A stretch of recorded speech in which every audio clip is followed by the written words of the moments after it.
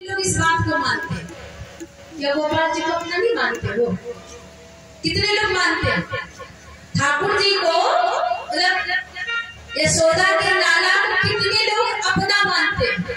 हाथ उठाओ, सब मानते हैं ना? आप लोग नहीं मानते? रियल हीरो मेरा गोविंद ही है तो ये हुए। हाँ, तो सब लोग गुनगुनाते हुए मेरे साथ में गाएंगे बिना म्यूजिक के। गोविंद मेरो है, गोपाल मेरो है। संगीत रही, सब साथ में गुनगुनाएंगे। बोलो, गोविंद मेरो है, गोपाल मेरो है। क्यों? बच्चों का सखा है और गोपियों का प्रीतम है, यशोदा का लाला है और चोरों का सरदार है। तो सब लोग उसकी पूजा करते हैं, सब लोग उसको मानते हैं। तो सब लोग गुनगुनाते हुए गाएंगे, बाल वृद्ध माताएं सब मेरे साथ में। गोविंद मेरो है, गोपाल मेरो है, गोविंद मेरो है, गोपाल मेरो है, गोविंद मेरो है। देखो, कीर्तन में संकोच नहीं करना चाहिए। संकोच करने वाले काम तो हम दिन रात करते हैं ना, उसमें तो संकोच नहीं करते। फिर कीर्तन में काहे का संकोच? तो कीर्तन में जो लोग कीर्तन साथ में करते हैं ना, उनकी वाणी पवित्र हो जाती है। और जो कीर्तन में ताली बजाते हैं ना, उनको उनकी गड़बड़ वाली रेखा बढ़िया हो जाती है। जो लोग कहते हैं ना, पता नहीं मेरे हाथ में कैसी रेखा है, तो गड़बड़ वाली रेखा भी बढ़िया हो जाएगी। और जो लोग कीर्तन में ताली नहीं बजाते हैं ना, तो उनकी अच्छी वाली रेखा भी गड़बड़ हो जाएगी। बोलो राधे राधे।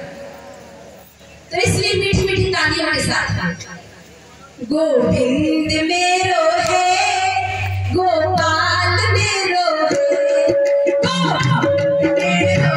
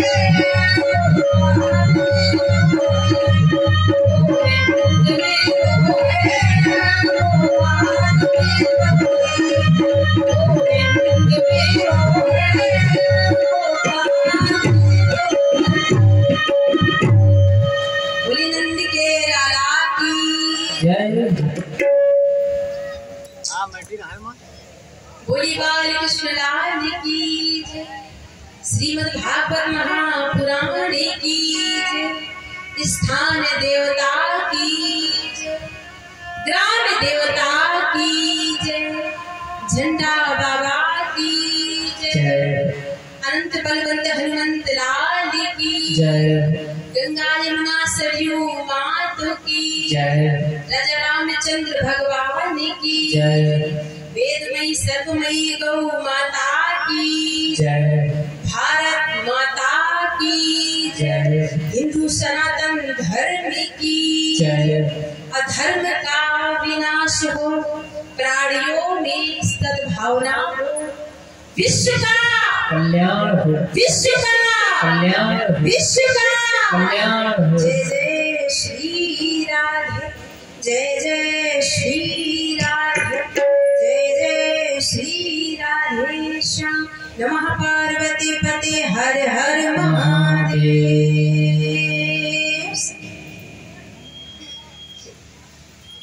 परम मदन में परात्पर अखिलेश्वर अकारण करुणा वरुणालय भक्त वांछा कल्पतरु तड़िंदित विनिंदित पीताम्बर धारी श्री बाल कृष्ण लाल का वांग में स्वरूप श्रीमद् भागवत महापुराण। प्यारे प्रभु प्रेमियों, यहाँ उपस्थित भक्तिमती माताओं, बहनों, मेरे भाई वृंद, सभी लोगों के हृदय में विराजमान श्री राधा माधव श्री राम जानकी के चरणों में प्रणाम करते हुए, श्री झंडा बाबा के चरणों में प्रणाम करते हुए यहाँ हो रहे 7 दिवसीय श्रीमद् भागवत सप्ताह यज्ञ के हम लोग आज तृतीय दिवस में प्रवेश करेंगे।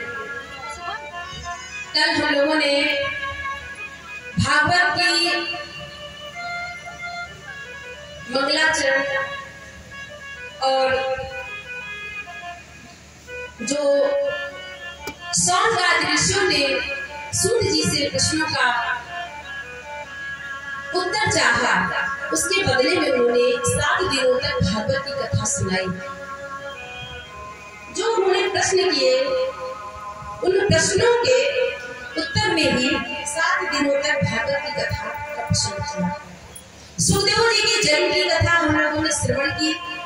सुखदेव जी ने जन्म लेते ही वन में गए और फिर भागवत जी की जब रचना की उनके पिता वेदव्यास जी ने, तो उन्होंने सुखदेव जी की परीक्षा जनक जी से लेने के बाद फिर उन्हें भागवत की कथा सुनाई। भागवत की कथा सुन के वो वन में गए, प्रभु का चिंतन करने लगे। क्यों? जाने बिन न होई प्रतीति, बिना प्रतीति होई नहीं प्रीति। जब तक हम किसी के बारे में जानते नहीं तब तक प्रीति नहीं होती।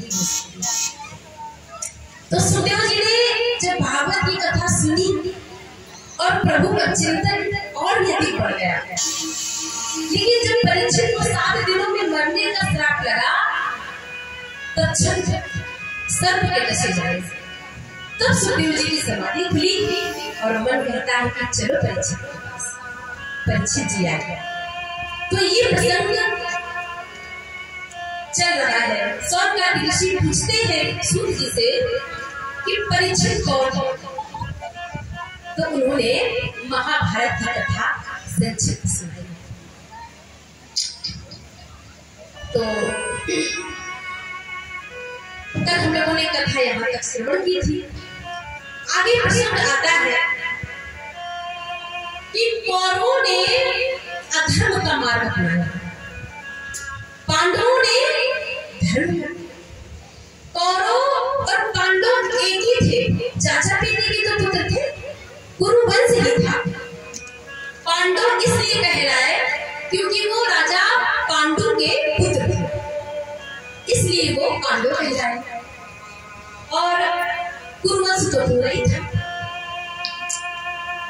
महाभारत युद्ध हुआ और मामा के षड्यंत्र में धृतराष्ट्र का पूरा परिवार कुरुवंश, उनके षड्यंत्र के कारण सबका विनाश हो गया।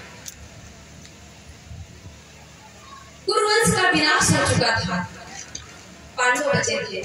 इधर दुर्योधन, महाभारत का युद्ध संपन्न हो गया। दुर्योधन की जंघा को भीमसेन ने तोड़ दिया था, प्रतिज्ञा की थी, तड़प रहा है, अंतिम श्वासें ले रहा था। उसी समय अश्वत्थामा आया। अश्वत्थामा ने पूछा, दुर्योधन मित्र, तुम्हारी ये दशा किसने की? मुझे बताओ, मैं उसे जीवित नहीं छोड़ूंगा। दुर्योधन ने कहा, मित्र तुम ना यदि पांडवों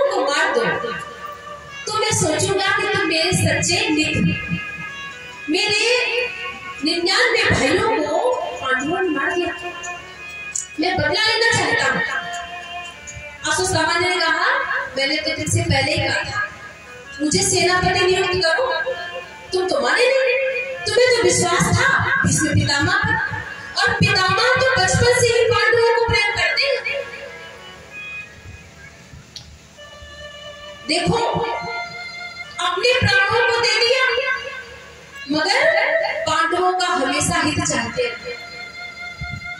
और फिर तुम्हें विश्वास मत कर्ण पर, राधे कर्ण पर तुमने मुझे सेनापति नहीं नियुक्त किया। यदि मुझे सेनापति नियुक्त करते तो मैं चुटकियों में युद्ध को जीत जाता।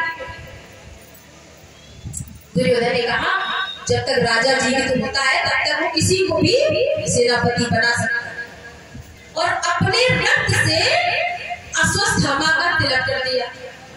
अपने रक्त से, कोई रोली चंदन तो था, तुमको मैंने सेनापति बना दिया।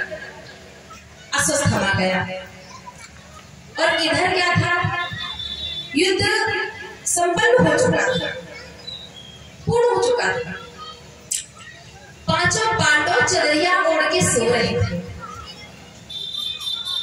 इधर क्या हुआ, पांडव सो रहे हैं रात्रि में, पूस के महीने में, सर्दी में, जो पौष का महीना होता है उस महीने में महाभारत हुआ। तो शीतकाल, अब तो पांडव विश्राम कर रहे थे, लेकिन गोविंद उनके रावटी के बाहर छड़ी लेके पहरा दे रहे हैं। जैसे ही अर्जुन की निद्रा खुली, अर्जुन ने देखा, कहा, प्रभु आप जग रहे हैं? भगवान ने कहा, तुमको नींद आती है? अर्जुन ने कहा, जब जीवन की डोर तुमको सौंप दी है तो हम तो सोएंगे। भगवान ने कहा, लेकिन मेरा मन कहता है कि तुम आज यहाँ मत सो, आज यहाँ से हट जाओ। पांडवों को भगवान ने उस रात्रि में वहां से हटा दिया, और द्रौपदी के 5 पुत्र थे जो पांडवों के जैसे ही बलिष्ठ बलवान थे। उसी चदरिया को ओढ़ के द्रौपदी के 5 पुत्र उसी स्थान पर सो गए। जैसे ही सो गए, ये आप अपना बेड के सामने लेके आओ। जब श्रोता बढ़िया होता है तो कितने सुनाने में भी अच्छा लगता है। इधर आप लोग इधर सामने बैठे हुए, कुर्सियां भी लेके आओ, इधर सामने बैठे हुए। तो हुआ क्या, अश्वत्थामा ने सोचा ये पांडव और द्रौपदी के सोते हुए पुत्रों को मार दिया। द्रौपदी के सोते हुए पुत्रों को मार दिया, और उनके धड़ को तो छोड़ दिया, सिर को एक थैले में लेकर दुर्योधन के पास पहुंचा और कहा, मित्र देखो, मैंने पांडवों को मार दिया। दुर्योधन ने कहा, तुम तो ऐसे कहते हो जैसे ककड़ी खीरा हो, ककड़ी खीरा काट के आ गया, पांडवों को मारना आसान नहीं है। अश्वत्थामा ने कहा, मैं तो जानता था, आप मेरी बात पे विश्वास थोड़ी ना करोगे, इसलिए मैं 5 के सिर लेके आया। और जैसे ही दुर्योधन ने प्रकाश में उनके सिरों को देखा तो कहा, हे मित्र, तूने क्या किया? इन निरपराध बालकों को मार दिया। मेरी शत्रुता तो पांडवों से थी, द्रौपदी के 5 पुत्र ये तो अबोध थे, इनसे मेरी कोई शत्रुता नहीं थी। ऐसा लगता है तुमने इन 5 पुत्रों को मार के मेरे पूरे वंश का विनाश किया। अभिमन्यु को तो हम लोगों ने चक्र में फंसा के पहले ही मार दिया। हाँ, हमारे 99 भाई मारे गए, और ये 5 पुत्र रहते तो हमारे कुल का दीपक तो आगे जलता, वंश तो आगे बढ़ता। कहते हैं दुर्योधन तड़प तड़प के मर गया, लेकिन जैसे ही द्रौपदी को पता चला कि मेरे पुत्रों को मार दिया अश्वत्थामा ने, अरे क्या बिगाड़ा था, बिगाड़ा था अश्वत्थामा को मेरे पुत्रों ने। अरे सोते हुए को तो मारना बहुत बड़ा अपराध है, क्यों ऐसा किया गुरुपुत्र ने?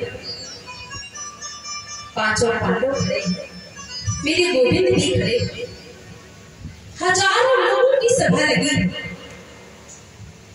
द्रौपदी कुरही की भांति उठती है गिर जाती है, उठती है गिर जाती है।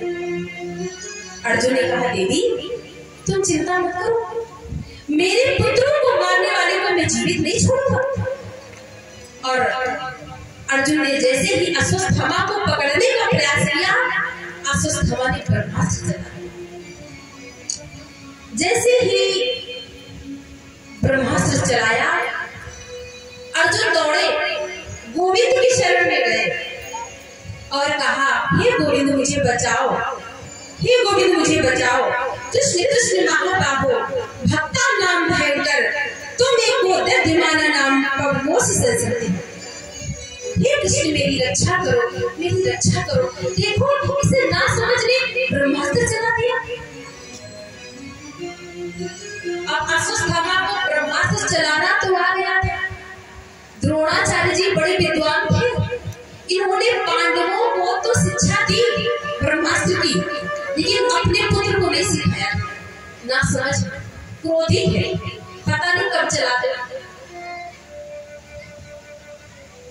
तो ब्रह्मास्त्र चलाना तो इसने सीख लिया था, देखा देखी, वापस करना आते ही। तो गोविंद ने कहा, विष की औषधि विष है, ब्रह्मास्त्र का काट ब्रह्मास्त्र है, चला दो। अर्जुन ने भी ब्रह्मास्त्र चला दिया और दोनों टकरा के शांत हो गए। इधर अर्जुन ने अश्वत्थामा को पकड़ा और सभा में लेके आए। द्रौपदी से बोले, देवी बोलो इसे मैं कौन सी सजा दूं? क्या सजा दूं? कैसे मारूं? जमीन में गाड़ दूं या पेड़ पे उल्टा लटका के इसकी हत्या कर दूं? बोलो।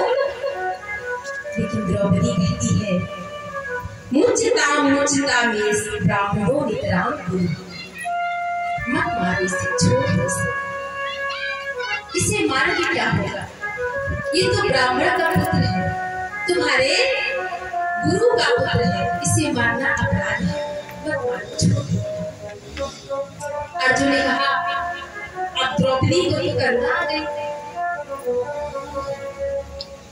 युधिष्ठिर से पूछा, युधिष्ठिर ने कहा, देखो देख लो, शास्त्रों में जैसा हो वैसा कर लो। भीमसेन से पूछा, भीमसेन ने कहा, तू छोड़ देगा तो मैं मार दूंगा। नकुल सहदेव ने कहा, इसको तो मारना ही चाहिए। महाराज लेकिन मेरे गोविंद शांत है, क्यों? बिना मांगे राय नहीं देनी चाहिए, हमसे पूछते तो बता देते। गोविंद के चरणों में प्रणाम किया अर्जुन ने और कहा, मेरा मार्गदर्शन करो, मैं क्या करूं? तो गोविंद ने कहा, ब्रह्म बंधुर न हंतव्य आतताई बधारना, मैं वो भय मांगना तुम परिपाते अनुशासन। ब्राह्मण कैसा भी हो उसे मारना अपराध है, और बाल हत्यारा कोई भी हो उसे छोड़ना भी अपराध है। मार दो और छोड़ दो। इतना कहते ही सभा में सन्नाटा छा गया। कैसा न्याय है? भीमसेन ने कहा, कुछ प्रभु से वो हंसी भी कर लेते।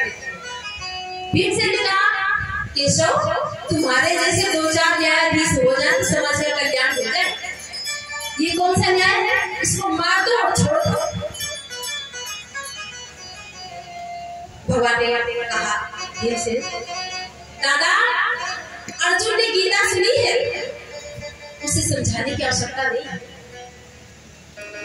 अर्जुन समझ गए और 20 सभा में लाके अश्वत्थामा की आधी दाढ़ी, आधी पुष्प मोदी सर मुड़वा के धक्के दे के सभा से निकाले और उनके जो मस्तक पर मणि थी उसको भी छीन दिया, जनेऊ तोड़ के अपमानित कर दिया। इससे बड़ा अपमान ब्राह्मण का क्या होगा? अब तो ये आश्रम में बैठा है और सोच रहा है क्या करूं? यदि मैंने पांडवों के वंश को विनाश न कर दिया, उनका विनाश न किया, तो मेरा नाम भी अस्वस्थामा है, विनाश न होगा। देखो, ऊंच निवास और नीच करतूती देख न सके पराई विभूति। द्रोणाचार्य जैसा गुरु, उनका पुत्र, कितनी निकृष्ट बुद्धि। फिर सोचता है इनके वंश में बचेगा कौन? बचा? कौरव तो सब मारे गए और अभिमन्यु युद्ध में मारा गया। 5 पुत्रों को कल मैंने मार दिया, इनके वंश में बचा ही कौन? पांडव है, 2-4 दिन में मर जाएंगे। फिर सोचते हैं नहीं, मैंने सुना था अभिमन्यु की मृत्यु के समय उसकी पत्नी गर्भवती थी। ओहो, अच्छा, तो वो बच्चा जन्म भी नहीं वाला होगा। यदि वो बालक रहा तो इनका वंश तो आगे चलेगा। क्यों ना उस गर्भस्थ शिशु को ही मार दो। इतनी निकृष्ट बुद्धि किसकी होगी जिसने जीवन में सत्संग नहीं किया है, जिसने सत्संग नहीं किया और दुष्टों का संग किया। एक बात कहूं, संग का बड़ा प्रभाव पड़ता है भैया। जैसा हम संग करेंगे उसका रंग आएगा ही आएगा, कंफर्म। प्रैक्टिकल आप देख लेना। आप अच्छे लोगों का संग करोगे तो उनके गुण आपके अंदर आएंगे। आप छोटे छोटे बच्चों को संतों के बीच में बैठा लो, सत्संग सुनाओ, सत्संग सुनाओ, कथाएं सुनाओ और फिर उनका प्रभाव देखो। बच्चों को छोड़ो, आप लोग घर गृहस्थ में अच्छे लोगों के बीच में बैठेंगे जिनकी अच्छी वृत्ति है, अच्छे विचार है, तो उनके गुण आपके अंदर आएंगे। और बुरे लोगों के बीच में बैठेंगे, चुगली चपाटी करने वालों के बीच में बैठेंगे, तो उनके गुण भी तुम्हारे अंदर आएंगे, उनके अवगुण आएंगे। शराबी कबाबी इनके पास में बैठेंगे तो उनके गुण भी आएंगे। एक न एक दिन तुम भी सोचोगे तो घूट हम भी लगा ले।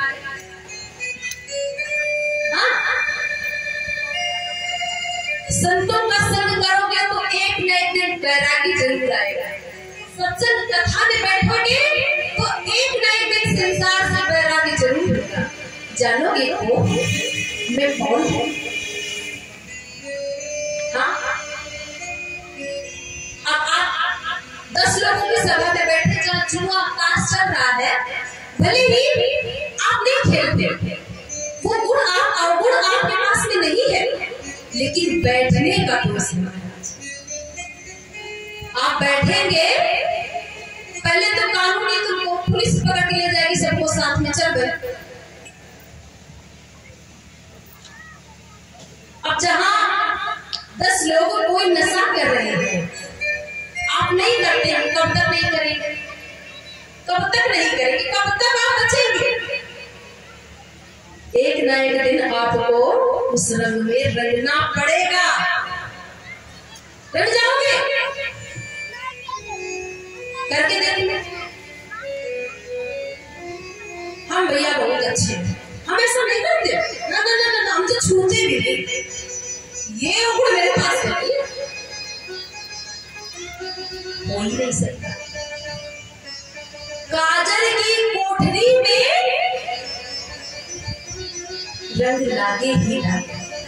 काजल की कोठरी में बैठोगे, कहोगे कि काला दाग हमको ना लगे, ऐसा नहीं हो सकता। इसलिए संग जीतो, अच्छा संग करो। अश्वत्थामा ने दुर्योधन का संग किया था, इसलिए उसकी ऐसी नीच बुद्धि हो।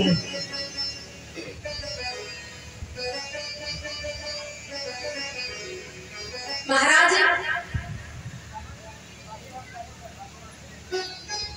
उसने आश्रम में बैठे बैठे ब्रह्मास्त्र चलाया उत्तरा की गली के लिए, जहां पर परीक्षित जी पर जन्म लेने लगे।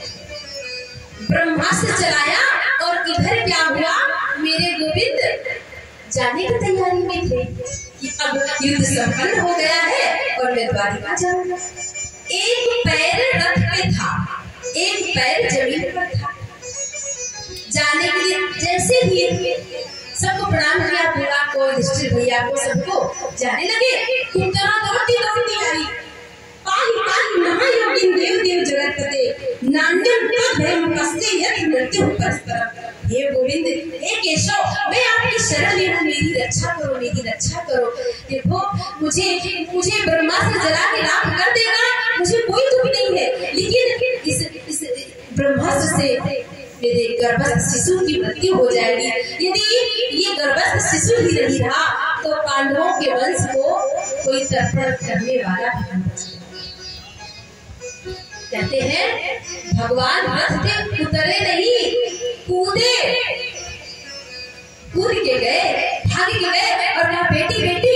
अब उत्तरा के तो भगवान मामा ससुर लगते, मामा ससुर लगते हैं प्रभु।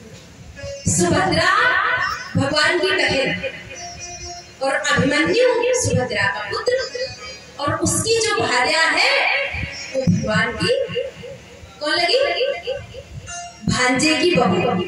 उत्तरा के मामा ससुर लगते हैं भगवान। तो भगवान गए और कहा बेटी तुम शांत रहो, बिल्कुल घबराना नहीं, तो ये परमात्मा तुम्हारा कुछ नहीं बिगाड़ पाएगा। और भगवान ने सूक्ष्म रूप लिया और उत्तरा के मुख में होकर के उसके गर्भ में प्रवेश कर गया और उसके गर्भ की बालक की सुरक्षा कर दी भगवान ने, और एक रूप से सामने खड़े। इस दृश्य को कुंती माँ ने देखा, इस दृश्य को देख लिया। कहते हैं जैसे भगवान के सामने भक्तों की चालाकी नहीं चली, वैसे ही भक्त के सामने भगवान की चालाकी नहीं चली। कुंती ने समझ लिया और प्रणाम किया। आज कहा हे केशव, हे कृष्ण द्वारिकावासी, देव देव जगतपते, आज मैंने तुम्हें पहचान लिया कि तुम तो जगत के पति हो, प्रभु हो, भगवान हो। मैंने तुम्हें पहचान लिया, तुमने मेरी बहू की रक्षा की, उसके गर्भस्थ शिशु की रक्षा। भगवान ने कहा बुआ जी कौन हूँ मैं आपका भतीजा हूँ, वो भी सबसे छोटा, मैं कोई भगवान नहीं हूँ। कुंती ने कहा देखो यूं तो तुम किसी को बुआ कहो, किसी को फूफा कहो, किसी को दादा कहो, लेकिन ये क्यों भूल जाते हो कि सबके परबाबा तुम ही।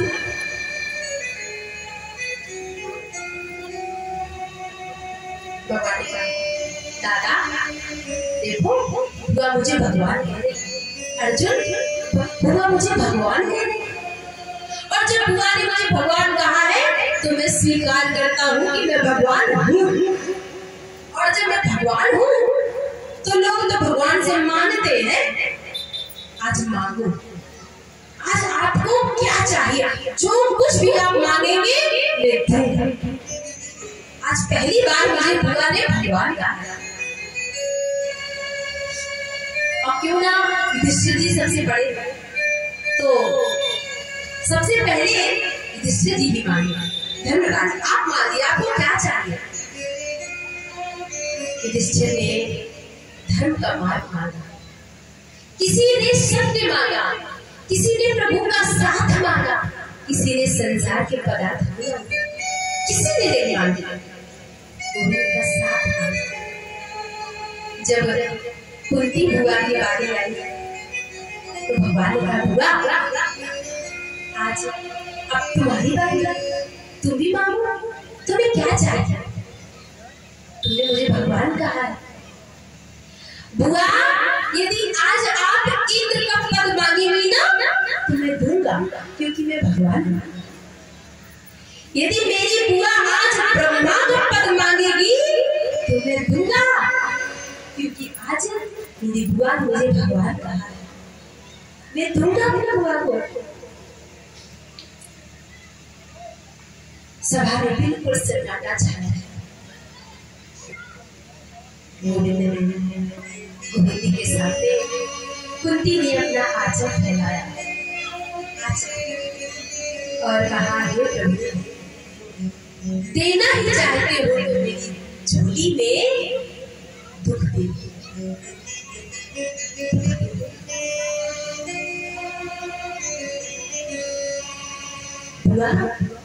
ये दुख कोई मांगने की चीज है?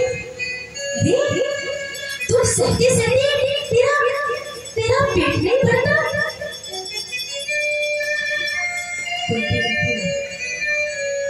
विप्रता हसन पुनः सस्वता तीर्थ जगत गुरु भवतो दर्शनम साथ पुनर्भवतः। कृपा करो कि मेरे जीवन में दुख पर दुख पर दुख। क्यों क्यों क्यों दुख मारती हो बुआ? आपका जन्म कहाँ हुआ? देखो, माता कुंती का जन्म कहीं और हुआ था, पालन पोषण कहीं और हुआ। नाम था प्रथा। राजा कुंती भोज ने इनका पालन पोषण किया, इसलिए नाम हो गया कुंती। और विवाह हुआ तो ऐसे राजा से जो जन्म से ही पीलिया की मरीज हुई, और उसमें भी उनको श्राप है कि पुत्र कामना से पत्नी के पास में जाओगे तो तुम्हारी अकाल मृत्यु हो जाएगी, तुम्हारा सर फट जाएगा, तुम्हें मृत्यु आ जाएगी। धन्य है दुर्वासा ऋषि का, जो बचपन में तुम्हारे घर आए, तुमने उनकी निष्ठा से सेवा की, उन्होंने तुमको 5 वरदान दिए कि तुम जिस देवता को बुलाओगी तो वो देवता आकर तुम्हें वरदान देंगे। वाह, उन देवताओं की कृपा से 3 पुत्र तुम्हारे हुए और 2 माद्री के हुए। हाँ, एक बार माद्री के प्रति आकर्षित हो गए राजा पांडु और उनकी मृत्यु हो गई। माद्री बोली, मेरी वजह से पति की मृत्यु हुई है, बहन मैं पति के साथ में सती होंगी, मेरे बच्चों का लालन पालन नहीं करूंगी। माता कुंती ने 5 पुत्रों का लालन पालन किया। वाह, आपके 5 पुत्र और गांधारी के 100 पुत्र। उनके पास में सिवाय इसके कोई काम नहीं कि पांडवों को कैसे मारा जाए। कभी पहाड़ से फेंकते, कभी तुम्हारे पुत्रों को खीर में मिला के जहर देते, कभी वन में अकेला छोड़ देते, कभी तुम्हारी पुत्रवधू को बीच सभा में अपमानित करते। वाह, लेकिन तुम्हारे पुत्रों ने कभी धर्म का मार्ग नहीं छोड़ा। उसका फल कि आज तुम्हारे पुत्रों की विजय और तुम राजमाता बनी, युधिष्ठिर राजा बने, भारत के सम्राट बने। और वाह, आज तुमने मुझे भगवान कहा। मैंने तुमसे मांगने के लिए कहा कि तुमने फिर से दुख मांगा। जीवन भर तुमने दुख सहा हुआ और आज जब सुख के दिन आए तो तुमने दुख मांगा। मैं नहीं दे सकता। तो कुंती क्या कहती है? सुख के माथे सिर पड़े जो हरि हृदय से जाए। सुख के माथे सिर पड़े जो हरि हृदय से जाए। हरि हरि बात कही जो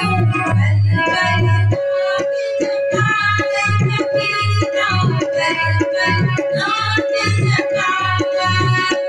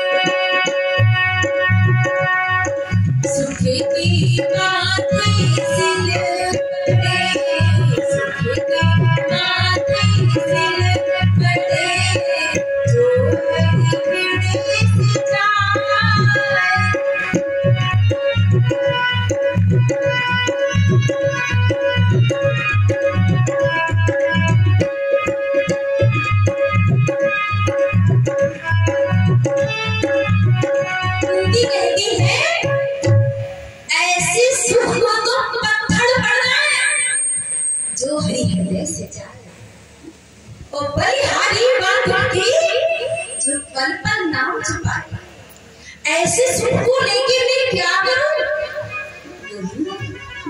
हे केशव, हे द्वारिकानाथ, जब मेरे जीवन में दुख आए, मैं बन बन भटकती रही अपने बालकों के साथ में। मेरे बालक 12 वर्षों तक अज्ञात, 12 वर्षों तक वन में रहे, 1 वर्ष तक अज्ञातवास में रहे। जब जब उन्होंने तुम्हें याद किया, हम सब ने तुमको याद किया, तब तक तुम्हारा दर्शन पाया, हर दुख में तुम्हारा साथ पाया। तुम मेरे साथ थे, जब मेरे जीवन में दुख था तुम मेरे साथ थे। आज मेरे पुत्र राजा बने, मैं राजमाता बनी, सब सुख आ गए जीवन में, तो तुम मुझे छोड़ के द्वारिका जा रहे हो, मुझे छोड़ के जा रहे हो। गोविंद, मुझे ऐसा सुख नहीं चाहिए, मुझे ऐसा सुख नहीं चाहिए, ऐसा वैभव, ऐसा राजपाट मुझे कुछ नहीं चाहिए। गोविंद, तुम्हारा साथ कहे हनुमान की विपत्ति प्रभु सोई, जब तक सुने भजन करे। सच्चा दुख तो वो है जिस सुख में हम गोविंद को भूल जाते हैं, और सच्चा सुख वो है, सच्चा सुख वो है जिस दुख में हम पल पल प्रभु की याद करते हैं, प्रभु का स्मरण करते हैं। सच्चा सुख तो वो है। हुआ, लेकिन मैं तुम्हें दुख नहीं दे सकता, एक दुख मना कर दिया। कुंती ने कहा, एक काम कर दो सब, क्या तुम ना एक शेर की डोरी संसार से हटा दो। गोविंद ने कहा, वो तो पहले से ही टूटी हुई है। आज गोविंद ने देखा कि युधिष्ठिर जी की कक्ष की उसमें भी प्रकाश है, वहां दीपक जल रहा है। युधिष्ठिर जी के पास में गए, देखा तो युधिष्ठिर जी व्याकुल थे, रो रहे थे। भगवान ने पूछा, धर्मराज क्या बात है, क्यों चिंतित हो? युधिष्ठिर ने कहा, गोविंद, मेरे मन में बड़ी पीड़ा है, क्या करूंगा मैं भारत का सम्राट बन के, क्या करूंगा मैं पृथ्वी के इस टुकड़े को लेकर? मेरे कारण पूरे वंश का विनाश हो गया, मेरे कारण सब कुछ हुआ। मुझे ऐसा पाठ नहीं चाहिए, मुझे ऐसा वैभव नहीं चाहिए। गोविंद ने समझाने का प्रयास किया, लेकिन युधिष्ठिर समझती नहीं। क्यों? क्योंकि युधिष्ठिर की नजरों में तो गोविंद बालक है, लाला है। युधिष्ठिर जी जानते हैं कि ये भगवान है, नारायण का ही रूप है, सब कुछ जानते हैं, लेकिन जैसे ही गोविंद सामने आते हैं तो भाव आ जाता है वात्सल्य का। ओहो, मेरे मामा का ये सबसे छोटा पुत्र है, मेरा छोटा, सबसे छोटा मेरा भाई है,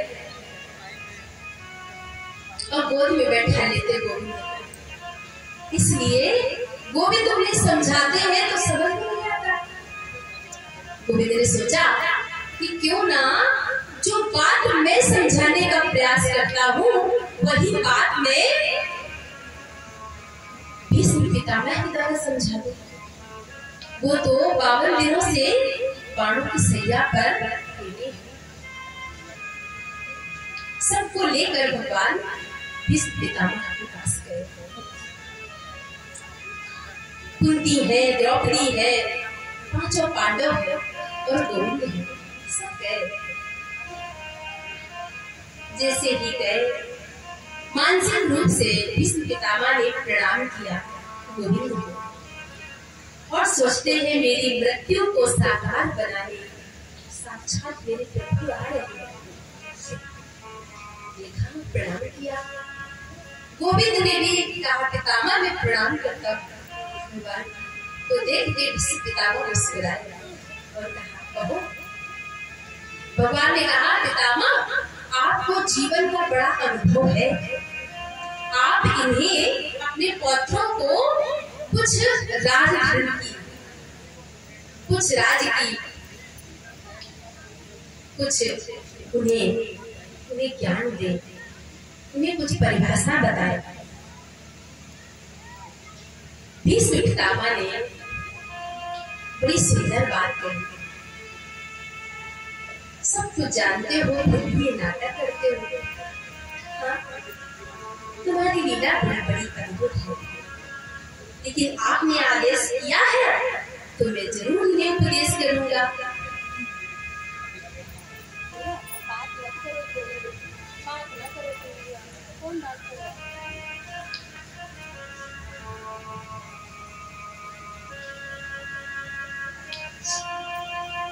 भीष्म पितामह ने कहा, दान धर्मान, राज धर्मान, मोक्ष धर्मान विभागः, स्त्री धर्मान, भगवत धर्मान, समाज व्यास योगिता। देखो, तुम राजा हो, राजा का कर्तव्य है कि अधिक से अधिक धन कमाए, समाज की सेवा करे, धन कमाओ, परिवार का पालन पोषण भी करो, गृहस्थ हो, तुम्हारा धर्म है। और स्त्रियों का सम्मान करो, धर्म पालन करके जीवन जियो। और मैं कहता हूं पांडवों, अधर्म करना जितना बड़ा अपराध है, अधर्म होते देखना उससे भी बड़ा अपराध है। यदि आप सामर्थ्यवान हो तो डट के सामना करो कि मेरे सामने आप अधर्म नहीं कर सकते, और यदि सामर्थ्यवान नहीं हो तो उस जगह से हट जाओ। लेकिन पाप करना जितना बड़ा अपराध है, पाप होते देखना उससे भी बड़ा अपराध है। उपदेश कर ही रहे थे कि सभा में खड़ी द्रौपदी जोर से हंस गई। जैसे ही हंस गई तो सभा में सन्नाटा छा गया। भीष्म पितामह ने कहा, बेटी तुम हंसी क्यों, क्या हुआ? द्रौपदी डर गई। पितामह ऐसी कोई बात नहीं, बस आ गई थोड़ी सी हंसी, हंस गई। पितामह ने कहा, बेटी जो उच्च कुल की स्त्रियां होती हैं कारण तो हंसती नहीं, कोई कारण तो होगा। तुम्हें हंसी आई क्यों? बोलो, तुमको पता है मेरे सामने तुम्हारी सास कुंती बोलती नहीं और तुम हंस रहे हो, कुछ कारण तो होगा। बोलो अग्निसुता, बोलो।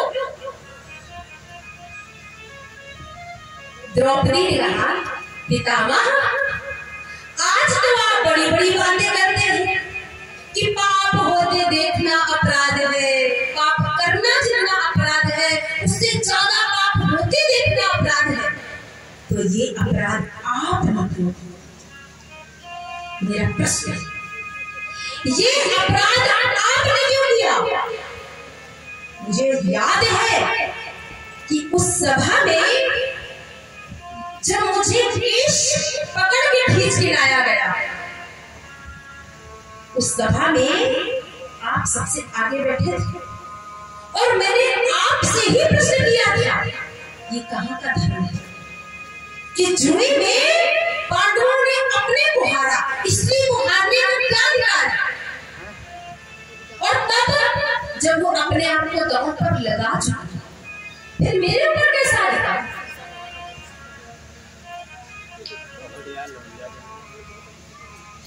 तो आपने ये बात क्यों की? और पितामह यदि आप एक इशारा कर देते ना तो दुर्योधन की हिम्मत नहीं थी जो मेरी साड़ी को छू लेगा। आपने अपराध क्यों किया? भीष्म पितामह जो जीवन में कभी रोई नहीं, कभी नहीं रोई, आज हिलकियों में रोने लगे, हिलकियों में रोने लगे और कहा बेटी मैंने अपराध किया था, इसीलिए 52 दिनों से बाणों की सैया पर लेटा हूँ, प्रायश्चित कर रहा हूँ। तेरे पति अर्जुन ने ही बाणों की सैया दी है मुझे, मैंने उसे अर्जुन को मैंने अपनी गोद में खिलाया है, उसे बहुत लाड़ किया है, बहुत प्रेम किया अर्जुन को, उसी अर्जुन ने मुझे बाणों की सैया दी। मुझे प्यास लगी तो मैंने कहा बेटा मुझे प्यास लगी है, तो उसने बाण से गंगा प्रकट कर दी, मुझे जल पिला दिया। मेरा सिर नीचे था, मैंने कहा बेटा एक तकिया की भी जरूरत है, तो बाणों की तकिया बना। बेटी मुझे इच्छा मृत्यु का वरदान है, अरे अर्जुन की क्या मजाल जो मुझे मार सके, मैं तो अपने कर्मों की सजा पा रहा हूं, प्रायश्चित कर रहा हूं।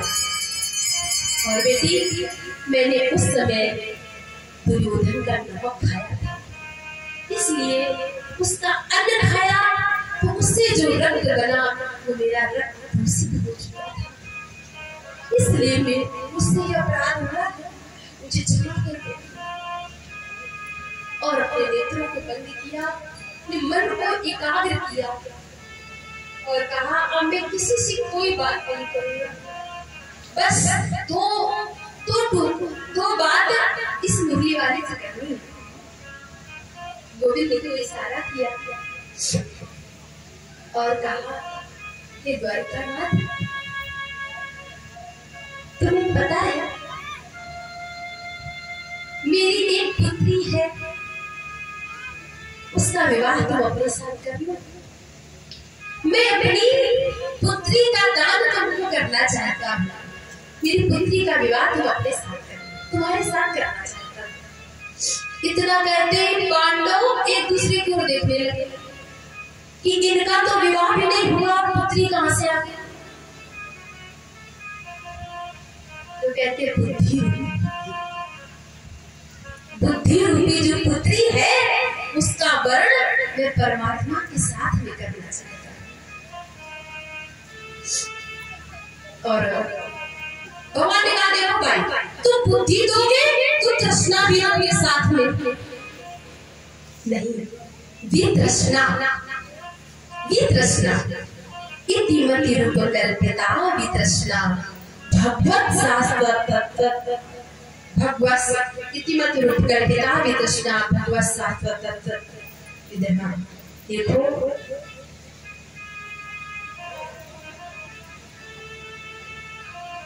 जो हमारी बुद्धि है उसका वितृष्णा है।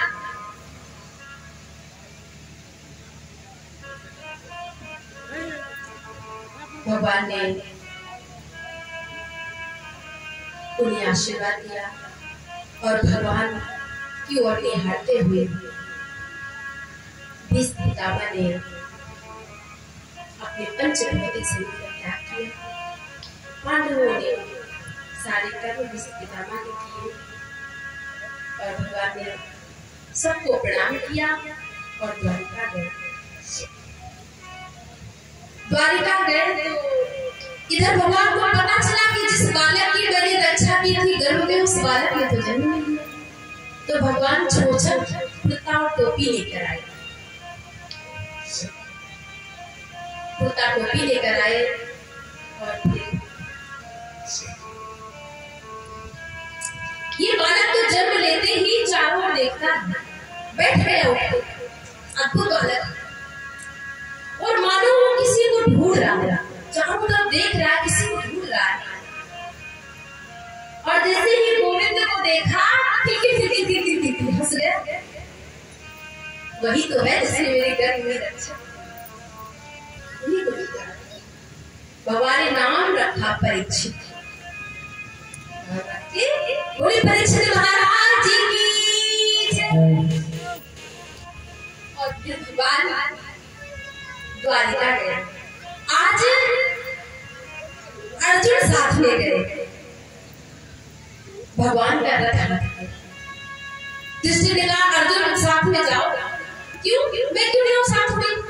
देखो बीच में जंगल पड़ता है, भीड़ रहते हैं, देख नहीं कितना महंगा आभूषण, ये हार पहने, मुकुट पहने, कहीं भीड़ मिल गया चोरी कर लिए तो।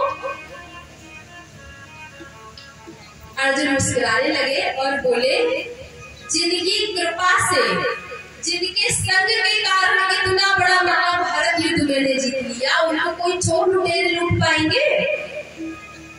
लेकिन ये युधिष्ठिर का भाव है, लाला मानते हैं, मेरा छोटा भाई है। और फिर आज अर्जुन रथ हाके गए। जैसे ही द्वारिका गए तो द्वारिका वालों ने उन्हें खूब स्वागत किया, पुष्पों की वर्षा की और भगवान ने अपनी सातों माताओं को प्रणाम किया, पितामहियों को प्रणाम किया, सबने खूब स्वागत किया। भगवान ने पूछा आप लोगों को कोई कष्ट तो नहीं? द्वारिकावासियों ने कहा कष्ट तो एक इतना था प्रभु कि आपके दर्शन से वंचित था, बाकी तो सब कुछ। और फिर इधर अर्जुन तो द्वारिका में रम गए, इतना रम गए, भगवान का संग अर्जुन को बड़ा प्रिय लगता है। जब भगवान साथ में होते हैं तो अर्जुन सब कुछ भूल जाते हैं, सब कुछ, राजपाट कार्य और भाई बंधु सब कुछ। कई रिश्ते हैं अर्जुन के साथ में गोविंद। एक तो उत्तम सखा है और दूसरे भक्त और भगवान का, गुरु और शिष्य का संग। कई संबंध है भगवान के साथ में अर्जुन के। इधर अर्जुन तो रम गए। इधर क्या हुआ कि भगवान के पुत्रों से अपराध हो गया। कुछ संत बैठे थे, दुर्वासा, अंगिरा, भृगु, विश्वामित्र, और भगवान के पुत्रों ने उन संतों की परीक्षा लेने लगे। कुछ उनका अपमान कर दिया और उन संतों ने श्राप दे दिया। उस श्राप के कारण जितने भी विद्वांसी थे आपस में सब लड़ के मर गए। भगवान भी किसी को निमित्त बनाकर चले गए। ये सूचना अर्जुन ने आकर जैसे ही हस्तिनापुर में दी,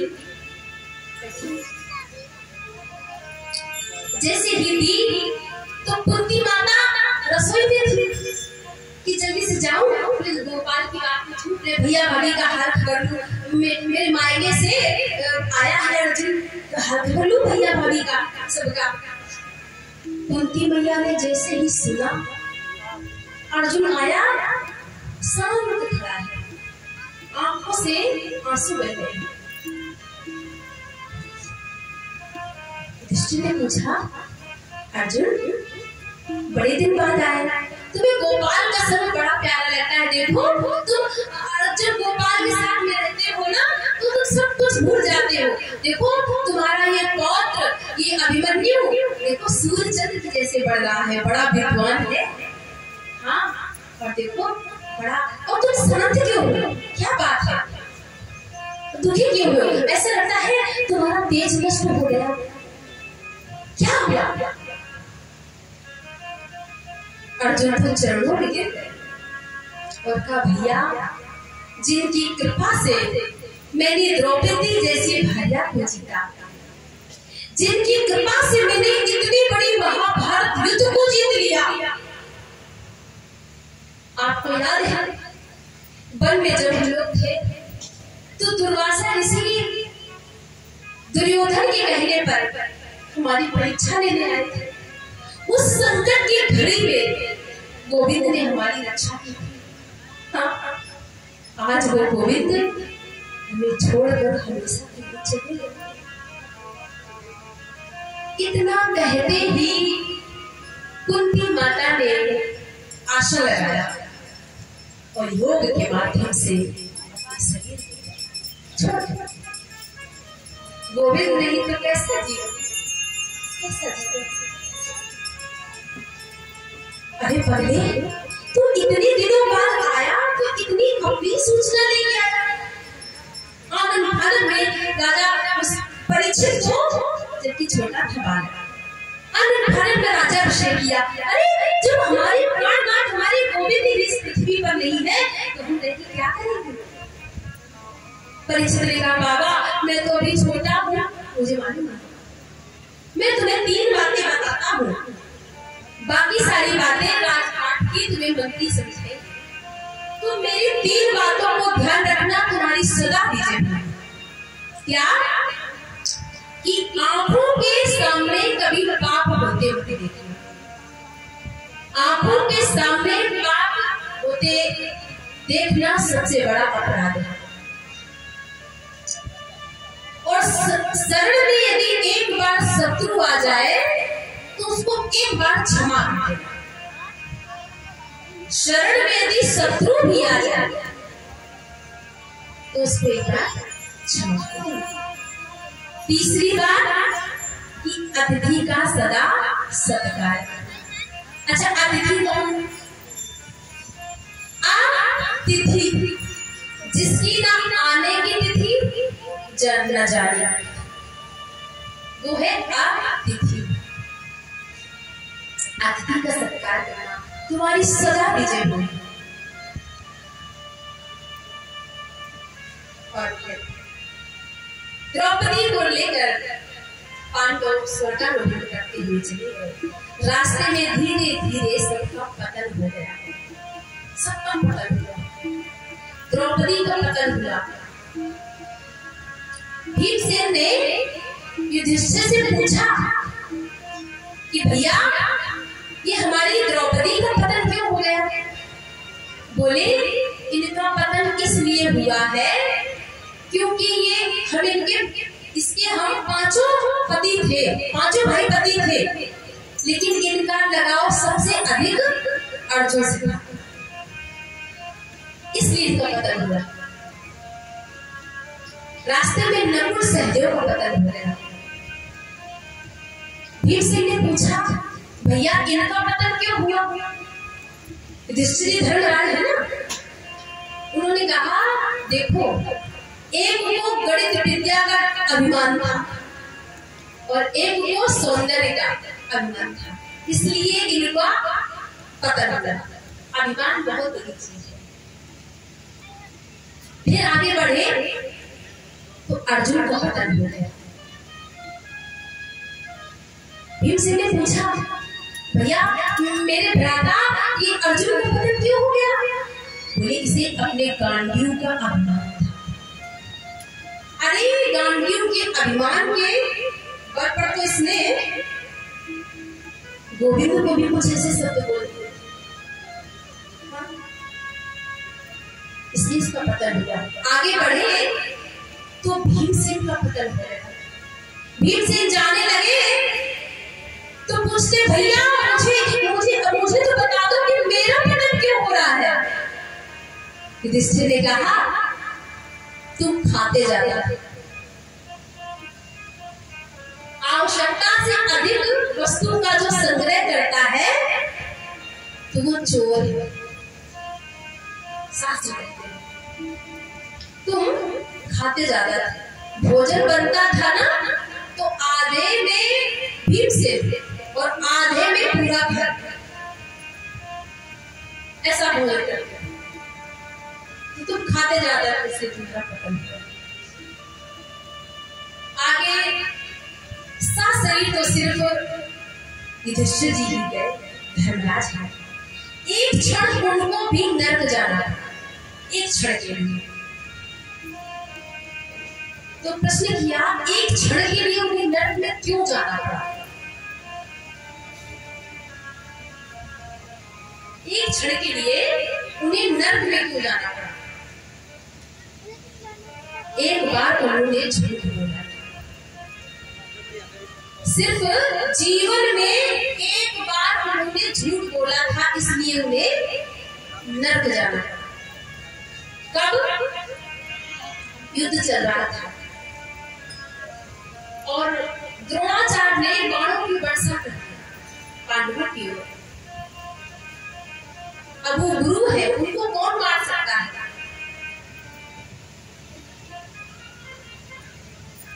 एक बार भगवान ने उनसे कहा कि तुम ऐसा करो द्रौपदी, तुम घूंघट लगा के जाना और वो जो भजन करते हैं ना प्रातः काल, तो तुम उनसे इन्हें प्रणाम करना और वो आशीर्वाद देंगे। जब आशीर्वाद दे तो आशीर्वाद तो दे देंगे और पीछे से पांडव भी पहुंचे, अर्जुन भीमसेन। जैसे ही गए तो द्रौपदी ने प्रणाम किया तो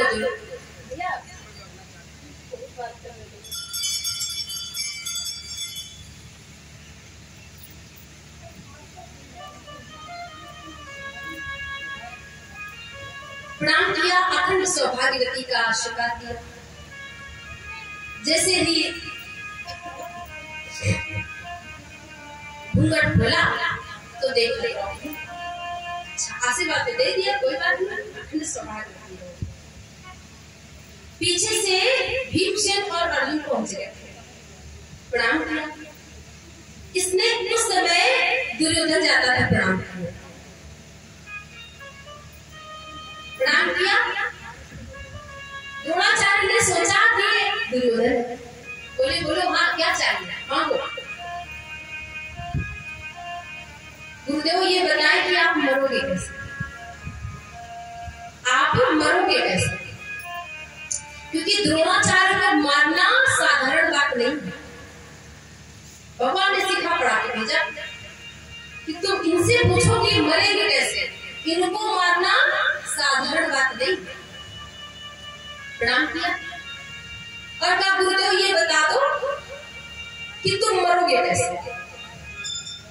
प्रकाश में देखा तो भीमसेन और अर्जुन, पहले तो ये बताओ कि तुमको यहाँ भेजा किसने, किसने भेजा?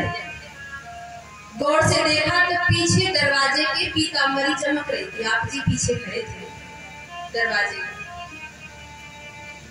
जैसे ही देखा द्रोणाचार्य ने और कहा देखो जिसके साथ में मुरली वाला है उसको घबराने की आवश्यकता नहीं।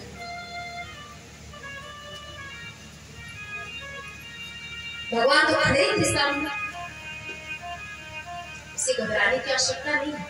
और नहीं मेरे मरने की बात, तो जब तक मेरे हाथ में धनुष बाण है तब तक मुझे इंद्र भी पराजय नहीं कर सकता। और जिस दिन मेरे हाथ से धनुष बाण छूट गया तो निहत्थे पर मुझे कोई नहीं मार सकता। देखो कितने महान थे द्रोणाचार्य, अपनी मृत्यु का उपाय भी बताते हैं और कहते हैं देखो, और धनुष बाण में क्यों छोड़ूंगा भाई, से क्यों छोड़ूंगा? जब तक मैं कोई अप्रिय समाचार न सुनूं।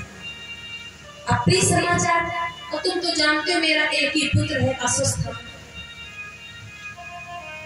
देखो अपनी मृत्यु का उपाय बता, मैं कैसे मरूं। कितने महान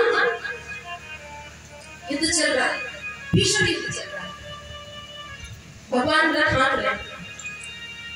इधर भीमसेन ने क्या किया, महाभारत में अश्वत्थामा नाम का एक हाथी था, उसको उठाया और पटक दिया और चिल्लाने लगे अश्वत्थामा मर गया, अश्वत्थामा मर गया, अश्वत्थामा मर। चिल्लाने लगे। द्रोणाचार्य ने कहा तुम झूठ भी बोलते हो, मैं कैसे मानूं अश्वत्थामा मारा गया। भगवान अपना रथ लेकर युधिष्ठिर के पास गए। हाँ, द्रोणाचार्य ने कहा यदि युधिष्ठिर बोले यदि यदि युधिष्ठिर कह दे कि अश्वत्थामा मारा गया तो मैं मान जाऊंगा, फिर तो मैं धनुष बाण छोड़ ही दूंगा। भगवान धीरे से युधिष्ठिर से बोले, तुम कहो अश्वत्थामा हत, अश्वत्थामा मारा गया। युधिष्ठिर बोले, मैं क्यों बोलूं, अश्वत्थामा कहाँ मारा गया, तो हाथी मारा गया, अश्वत्थामा कहाँ मारा गया। बोले, मैं जितना कहता हूँ उतना नहीं, मैं झूठ नहीं बोलूंगा। जो व्यक्ति झूठ नहीं बोलता है जीवन में, उसको यदि कभी बोलना पड़े तो बड़े डर के बोलेगा, उसका झूठ पकड़ा जाएगा। और जो 50 बार दिन में 100 बार झूठ बोलता है, उसके ऊपर कोई फर्क नहीं। देखिए भगवान ने कहा, तुम जल्दी कहो अश्वत्थामा मारा गया। डरते डरते युधिष्ठिर ने कहा, अश्वत्थामा हत। इतना कहा तो द्रोणाचार्य ने अपने धनुष को छोड़ दिया। जब पुत्र ही नहीं रहा तो मैं जी क्या करूं। जैसे ही छोड़ा तो इधर द्रौपदी का भाई धृतराष्ट्र ने वार कर दिया उनके सिर को। अब युधिष्ठिर जी ने इतना कहा और इधर बोले, देखो भाई देख लेना कि अश्वत्थामा हाथी मारा गया है कि नर मारा गया, नर होगा कुजर होगा। इतना कहा तो इधर भगवान ने संत बजा दिया और इधर धृतराष्ट्र ने वार कर दिया। अश्वत्थामा ये बोले द्रोणाचार्य जी। तो आज उसी बात को नर्क ने उन्हें याद दिलाया है। जिससे जी ने कहा कि मुझे एक क्षण के लिए आप नर्क में क्यों लेके आए, बताइए। मैंने जीवन में कोई असत्य संभाषण नहीं किया, कोई भी गलत कार्य नहीं किया, मुझे नर्क में क्यों आना पड़ा। तो दूतों ने कहा, तुम एक बार झूठ बोले हो जीवन में, एक बार। कब? युद्ध में। अरे वो तो मैंने केशव के कहने पर बोला था कि अश्वत्थामा। भगवान वही प्रकट हो गए, वही प्रकट हो गया। कब मैंने कब कहा था, मैंने कब कहा था कि तुम कहो कि अश्वत्थामा मारा है, मैंने तुमसे कहा था। युधिष्ठिर ने कहा, तुमने तो कहा था कहो अश्वत्थामा हत, अश्वत्थामा मारा गया, मैंने कह दिया। अच्छा ये बताओ मैंने तुमसे क्या कहा था। मैंने सिर्फ ये कहा था कि तुम ये कहो अश्वत्थामा हत। तुमने ये क्यों कहा कि देख लो भाई नर मारा गया है कि हाथी मारा गया है। तुमने अपनी ओर से नमक मिर्चा क्यों लगा दिया। मैंने जितना कहा था उतना तुम अगर बोलते तो वो झूठ नहीं था, वो तो सच था। तुमसे कोई पूछ रहा था कि मनुष्य मारा गया है कि हाथी मारा गया है। अश्वत्थामा तो मारा ही गया था, चाहे हाथी मारा गया हो या मनुष्य मारा गया। युधिष्ठिर ने कहा, तुमसे कहूंगी एक क्षण के लिए युधिष्ठिर को नरक जाना। अब सोचने की बात यह है सज्जनों कि युधिष्ठिर जैसा धर्मराज का अवतार थे युधिष्ठिर, उनको भी एक बार, सिर्फ एक बार झूठ बोलने के बदले नरक में जाना था। एक क्षण के जरा हम अपनी ओर देखिए।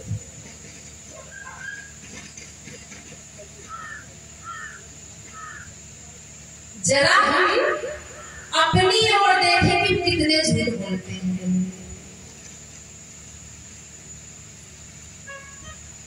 तो कोई गिनती जीवन में कोई गिनती है कितने झूठ बोल गए और आगे कितने बोलेंगे। इधर राजा परीक्षित समयानुसार बड़े हुए, इनका विवाह हुआ। उनका विवाह हुआ, क्रमशः इनके 4 पुत्र हुए। बड़े पुत्र का नाम ही जन्मेजय। राजा परीक्षित जब 50 वर्ष के हो गए, 52 में चले गए, विवाह हुआ, लेकिन विवाह का ये मतलब नहीं कि घर गृहस्थ में इतना ज्यादा तल्लीन हो जाओ कि प्रभु का चिंतन ही छोड़ दो। पति पत्नी दोनों मिलकर कीर्तन करते हैं, भजन करते हैं तो शरीर की सुध नहीं रहती। इतनी भक्ता है उनकी पत्नी, धर्म पत्नी, जो पत्नी पति को धर्म के मार्ग पर ले जाए, वो ये धर्म पत्नी जो धर्म के मार्ग पर धर्म से जोड़े। और फिर राजा परीक्षित के जो पुत्र हैं जन्मेजय, वो भी बड़े सुशील हैं। उन्होंने सोचा कि अब मुझे अपनी भी तैयारी करनी चाहिए। वन में देखूं कोई कुटिया, भजन करना है। 52 के बाद में तो वन चालू हो जाता है। 51, 52, 53 आधी उम्र तो चली गई।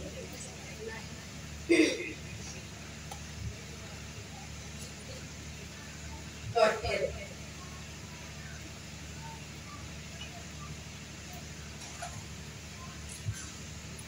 राजा परीक्षित वन में गए। वन में गए, कुछ सेना ले ली साथ में, संतों का दर्शन करते हुए जा रहे हैं। आज राजा परीक्षित का घोड़ा नितांत जंगल में खो गया। सभी सैनिक इधर उधर हो गए। राजा परीक्षित बिल्कुल अकेले हो गए। उन्होंने एक दृश्य को देखा। एक गाय और एक बैल दोनों खड़े हैं। गाय रो रही है। एक पैर से एक पैर खड़ा है। 3 पैरों को कलयुग ने काट दिया। सतयुग में धर्म के 4 चरण होते थे, 4 चरण होते थे, सत्य, दान, दया। कलयुग आते आते सिर्फ एक ही चरण बता है बचा है धर्म का। वो क्या है? सत्य। धर्म लभो सत्य समाना, आगम निगम बखाना। अब गाय गा रही है, बैल पे देखती है। बैल प्रश्न करता है, देवी तुम क्यों रुदन करती हो, क्या सोच रही हो? तो आप ये इसलिए भी रो सकती है कि बैल तो 4 पैर का ही अच्छा लगता है, कि मेरे 3 पैर किसने काट दिए। तो देवी कट गए तो कट गए, सब अपने अपने कर्मों में सब भोगते हैं। आप क्यों दुखी हो? और जो गाय है वो पृथ्वी रूपी है, वो पृथ्वी है। बैल है वो धर्म है। चर्चा चल रही थी कि परीक्षित ने उनको देखा, उनकी वार्ता सुनी।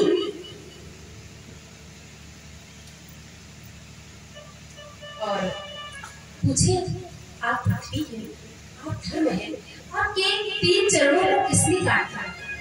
देखा तो एक काला काला कोई आदमी चला रहा है, नंगी तलवार लेकर, और धर्म के 4थे चरण को वो काटना चाहता है। परीक्षित ने तलवार निकाली और उसे मार देना चाहते थे। तो कौन हो? मेरे राज्य में कैसे? कौन हो तुम? इतना अपराध मेरे राज्य में? चरणों में गिर गया। महाराज में कलयुग, कलयुग। परीक्षित ने कहा, कलयुग यानी कि तुम आ गए? तुम आ गए? हाँ महाराज, मैं तो आ गया। देखो, तुम मेरे राज्य में नहीं रह सकते, निकल जाओ यहाँ से। मेरे राज्य में कलयुग का कोई प्रवेश नहीं। चरणों में गिर गया। महाराज, सब जगह तो आपका राज्य है, कुछ जगह तो हमें ऐसी दे दो जहाँ हम रह जाए। तो 4 जगह, द्यूतम, पानम, स्त्रिया, सूना। जहाँ जुआ होता हो वहां तुम कपट के रूप में रहो। जहाँ मद्यपान लोग करते हो, मदिरा पान करते हो, वहां तुम मद के रूप में रहो। स्त्रिया, जहाँ लोग पर स्त्री गमन करें, वहां तुम काम के रूप में रहो। और सुना, सुना माने जो लोग कलह करते, कलह करते, चार जगह दे दी। कलयुग से सोचा कि राजा परीक्षित के राज्य में इन चारों की तो कोई जगह नहीं। जुआ यहाँ कौन खेलता है? कोई नहीं। मद्यपान कोई नहीं करता। परस्त्री गमन का तो कोई प्रश्न ही नहीं उठता। और राजा परीक्षित के राज्य में तो कलह है ही नहीं। राजा परीक्षित के राज्य में तो लोग ताला भी नहीं बंद करते थे। राजा परीक्षित सबकी जिम्मेदारी लेते, बड़े ही अच्छे और न्यायप्रिय राजा। चरणों में गिर के महाराज एक कोई अच्छी जगह दे दो। राजा परीक्षित ने सोचा कोई बात नहीं, एक अच्छी जगह दे दो। बोले तुम सोने में वास कर जाओ, स्वर्ण में वास कर। इतना कहते ही उसने सूझ रूप लिया और राजा परीक्षित के मस्तिष्क में मुकुट में होकर, सोने का मुकुट था, मुकुट में प्रवेश करके मस्तिष्क में प्रवेश कर गया और आगे बढ़े राजा परीक्षित। देखा तो एक शमी ऋषि की पुड़िया थी, उनको भूख लगी, प्यास लगी। राजा समीप तो समाधि में बैठे थे। उन्हें आग्रह किया, मैं राजा परीक्षित हूँ, मुझे भूख लगी है, पर मैं रास्ता भटक गया, मुझे खाने के लिए कुछ दो। अरे खाने के लिए नहीं तो जल तो पिलाओ। कैसे कोई उत्तर नहीं मिला तो वहीं पर एक मरा हुआ सर्प पड़ा था, उसको बाण से उठाया और समीप ऋषि के गले में डाल दिया। एक न्यायप्रिय राजा, एक धर्मज्ञ राजा ऐसे बुद्धि होगी। ये हुआ कैसे? स्वर्ण में भगवान कहते हैं मेरा वास है, फिर कलयुग का वास। देखो भागवत की कथा होती है, कोई पूजन होता है तो क्या कहते हैं पंडित जी? स्वर्ण की पूजा जरूर की जाती है, क्योंकि भगवान अपनी विभूतियां बताते हैं। अस्मि नाम में कांचन, मेरा नाम में धातुओं में कंचन यानी सोना में है, पक्षियों में गरुड़ में है। भगवान कहते हैं वृक्षों में पिप्पल में है, नदियों में गंगा में, वैष्णवों में शंभु में है, और ज्ञानियों में विभो। ऐसे भगवान कहते हैं कि धातुओं में सोना में, स्वर्ण में। फिर महाराज कलयुग का वास कैसे हो गया? कलयुग क्यों प्रवेश कर गया? थोड़ी सी बोली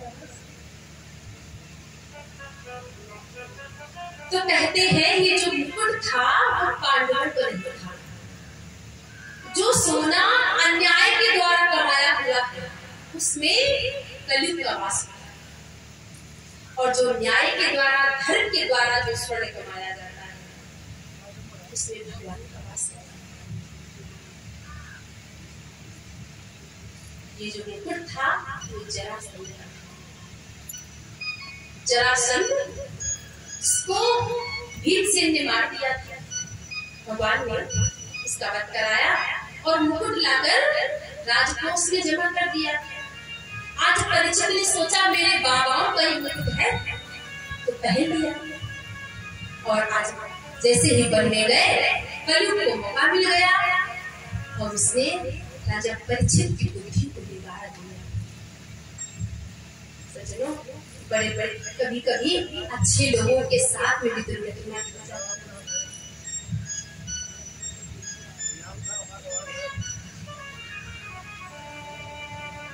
इसलिए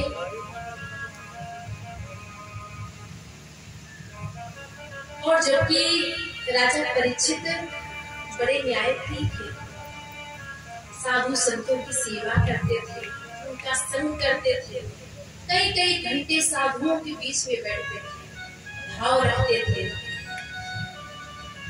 मिलती है साधुओं की संगत कभी कभी मिलती है साधुओं की, संगत कभी कभी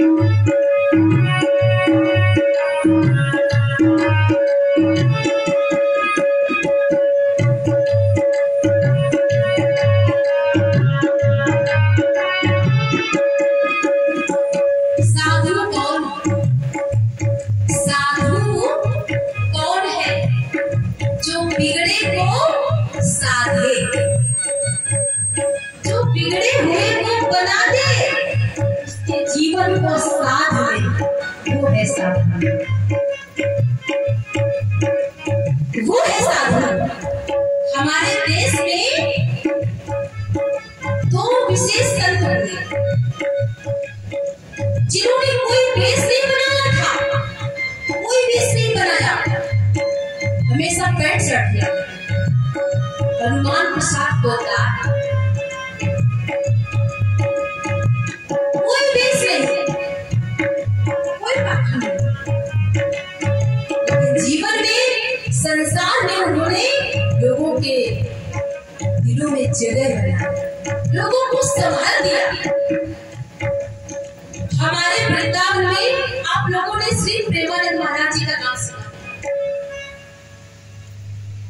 राधा नाम से पूरे विश्व में अलग जगह। हाँ, संग करो तो ऐसे साधकों का करो कि उनके दर्शन मात्र से जीवन में परिवर्तन आ जाए। मेरे धन के घर में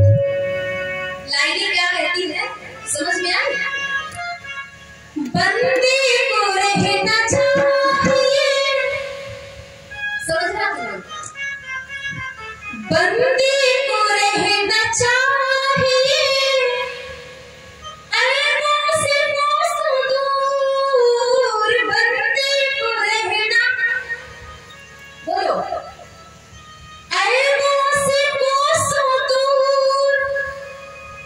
कोई भी ऐब जहां ऐब और बुरी संगत चल रही हो, आप कोसों दूर जाओ, कोसों दूर। बंदे को रहना चाहिए ऐबों से कोसों दूर, पल भर मिले डूबती। आप कितने भी अच्छे हो, आप कितने भी संस्कारी हो, लेकिन पल भर मिले डूबती उस संगत कभी कभी, उस संगत एक क्षण का प्रसंग कभी कभी पूरे जीवन को बर्बाद कर देता है। इसलिए खुद भी और अपने बच्चों के साथ दुष्ट का संग, अकेले रह जाओ, संग नहीं, अकेले रहना बेहतर है। तो परीक्षित जी ने संतों का संग किया, जिनका जीवन सिर्फ भजन, सिर्फ भजन, जहां बैठते सत्संग की चर्चा, शास्त्र की चर्चा, गृहस्थ जीवन में कैसे रहा जाए और भगवत प्राप्ति कैसे की जाए, इसके सिवा कोई चर्चा नहीं।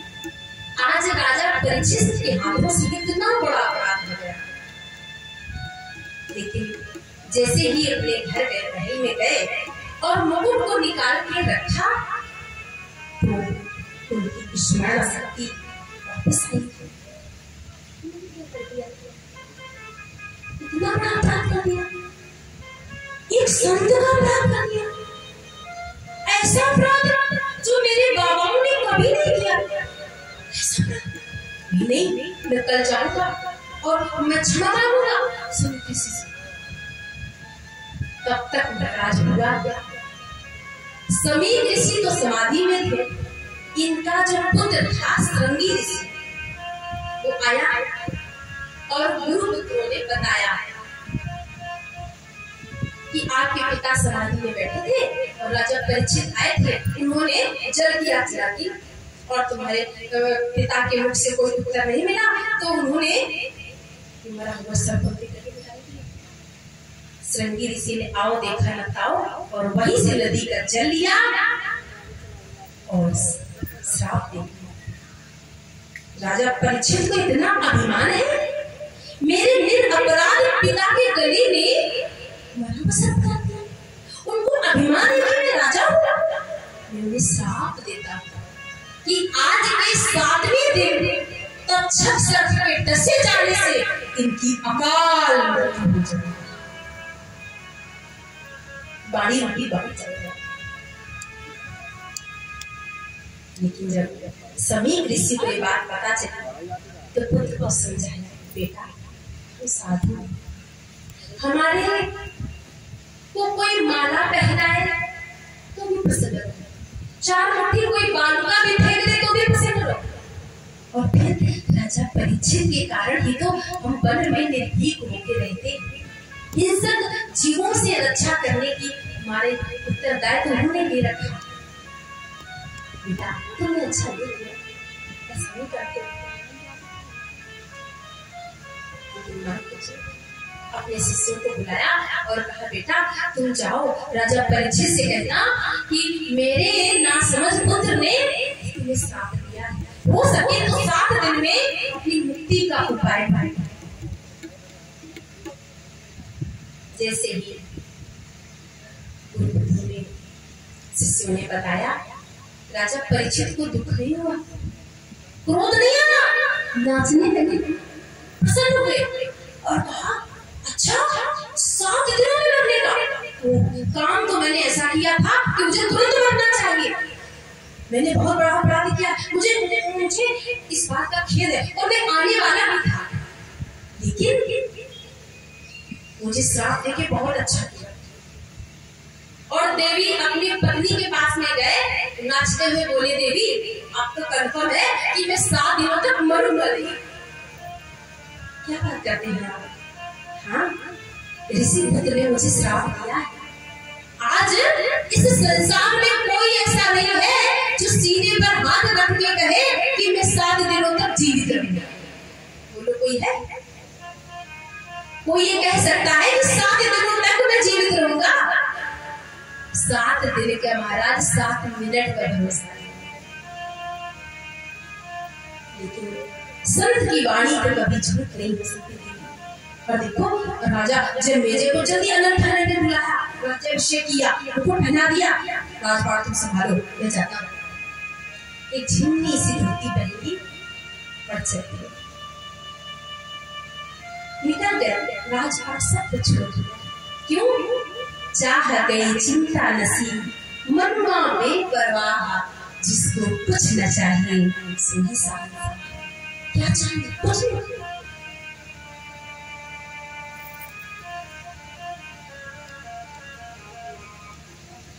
वो मैं तो जोगनिया बन जाऊंगी। जब प्रभु से लगन लग जाए तो संसार के पदार्थ अच्छे नहीं लगते। हमारे ब्रज को बड़ा मीठा सिया है। वो मैं तो जोगनिया बन जाऊंगी, मेरी लगन लगी गिरधर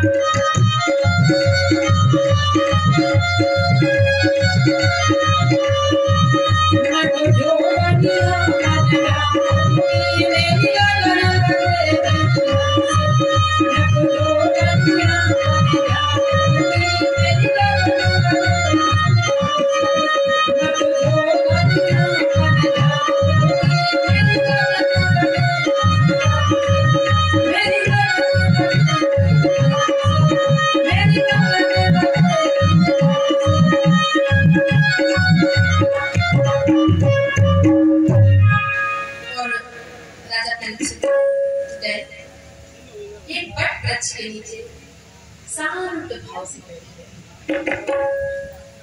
अब तो 7वें दिन का इंतजार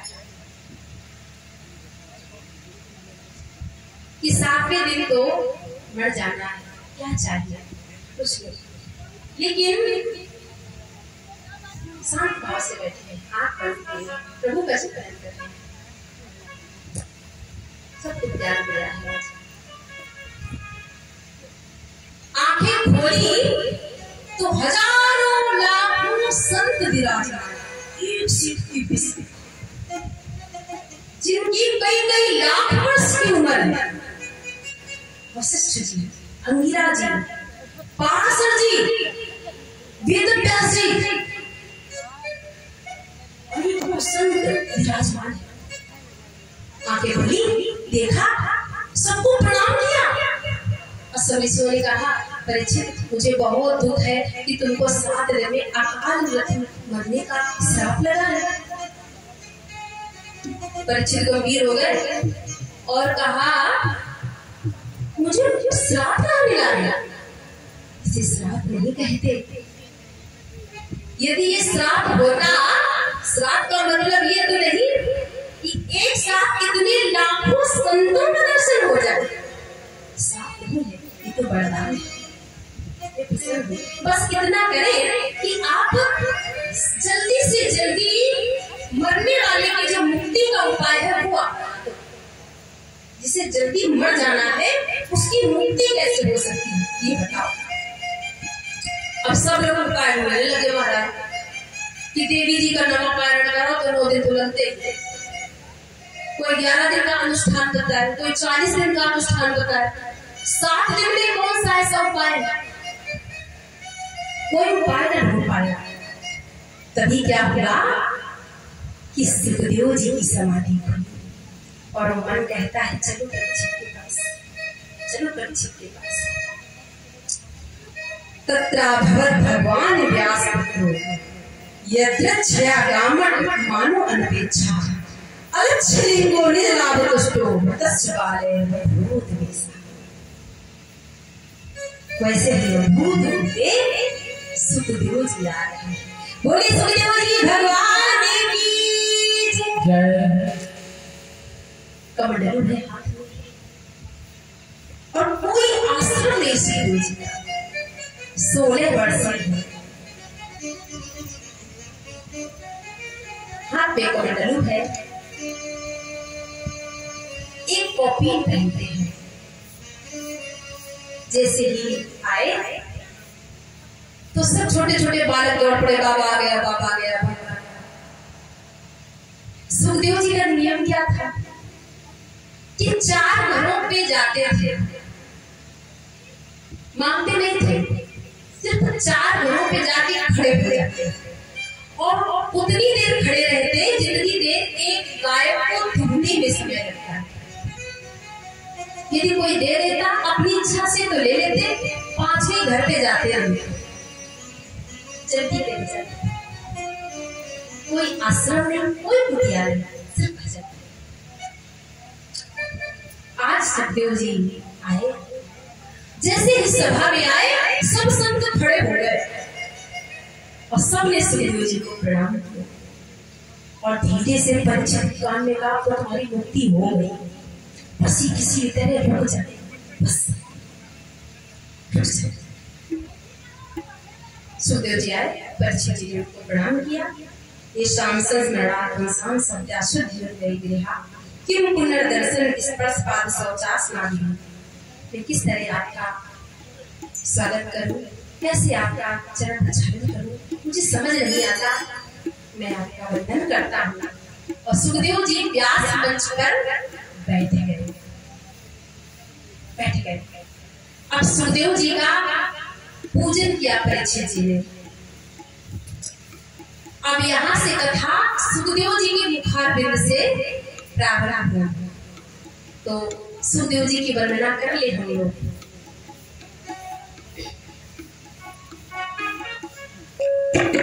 हरि की कथा